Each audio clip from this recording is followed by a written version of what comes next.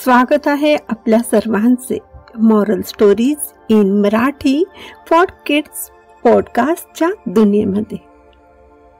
आज मी सोनम तुमच्यासाठी घेऊन आले आहे एक मजेदार गोष्ट.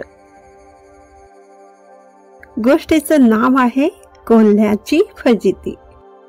एकदा एक कोल्हा आणि मांजर शिकारी कुत्र्यांबद्दल बोलत होते. कोल्हा म्हणाला, मला ना शिकारी कुत्र्यांचा खूप राग येतो. मांजर म्हणाली, मलाही येतो. कोल्हा म्हणाला, ते खूप वेगाने धावतात पण ते मला पकडू शकत नाहीत. मला त्यांच्यापासून दूर पळण्याच्या खूप युक्त्या माहीत आहेत. तू कोणकोणत्या युक्त्या करतोस? मांजरीने विचारलं.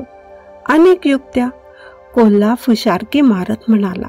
कधी मी काटेरी झुडपातून धावतो, कधी कधी जंगलातल्या दाट झुडपात जाऊन बसतो, तर कधी मोठ्या बिळात लपून बसतो. अशा अनेक युक्त्या माझ्याकडे आहेत. मांजर म्हणाली, मला तर फक्त एकच युक्ती माहीत आहे.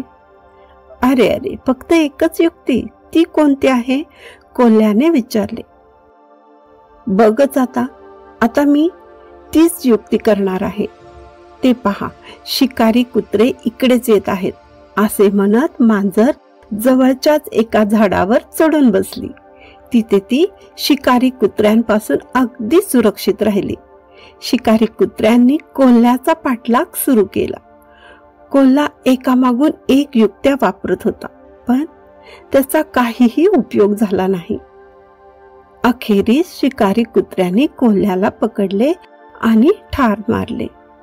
मांजर मनात म्हणाली, बिचारा कोल्हा, त्याच्या अनेक युक्त्यांपेक्षा माझी एकच युक्ती चांगली होती.